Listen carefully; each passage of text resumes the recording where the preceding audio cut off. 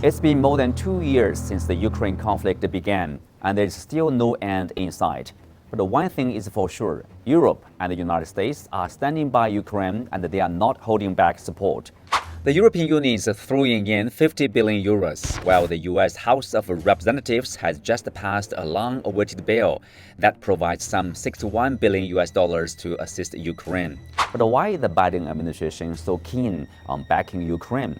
Let's skip the moral speeches about defending against aggression and upholding democratic values and get down to the money talk. First, let's tally up the aid total. Since the Russia-Ukraine conflict started, the US has dropped a whopping $75 billion, with over $46.3 billion earmarked for military aid, says the Kiel Institute for the World Economy. That's no small change. Think about it this way. Ukraine's GDP in 2023 was about $170 billion. So that military aid alone is equal to around a quarter of Ukraine's whole economy.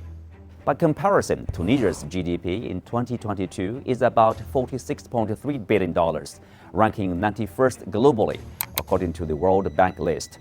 To put it plainly, if you treated that $46.3 billion as a separate economy's GDP, it would land at 91st, beating out the annual GDP of more than 110 countries and regions of that year. But why is America throwing around all this cash? Well, it's not just charity. While this bill sends military equipment to Ukraine, it spends the money right here in the United States of America.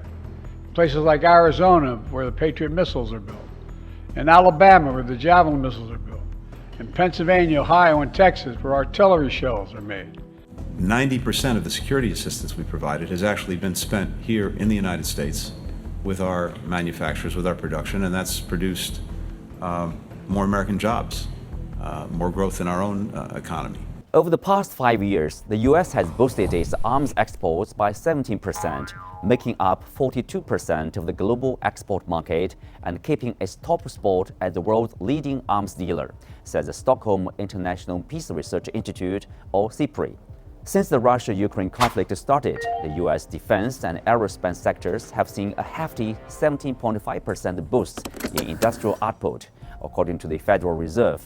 Big players like Raytheon Technologies, Lockheed Martin, and Northrop Grumman are cashing in big time. But here's the kicker.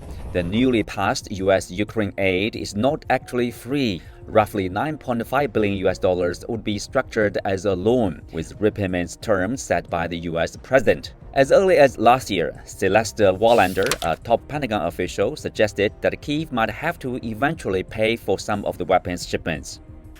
Now on to another moneymaker, gas sales to Europe. Over the past 2 years, the EU has been following America in imposing sanctions on Russia and swearing off its Russian gas addiction. Instead, they are turning to America's liquefied natural gas, or LNG. This supply diversification strategy has made the U.S. the world's largest exporter of LNG. In 2023, almost half of Europe's LNG came from the U.S. But here's the catch. U.S. gas ain't cheap. That even got French President Emmanuel Macron and German Economy Minister Robert Habeck to complain some friendly countries are charging astronomical prices for gas. American gas is 3 to 4 times cheaper on the domestic market than the price at which they offer it to Europeans. These are double standards. An unnamed EU official said in an interview, "If you look at it soberly, the country that is most profiting from this war is the US because they are selling more gas and at higher prices, and because they are selling more weapons." And it's not just gas. Europe is buying a ton of arms from America too. According to SIPRI, Europe nearly doubled its weapons imports over the past 5 years, thanks in part to the conflicts in Ukraine.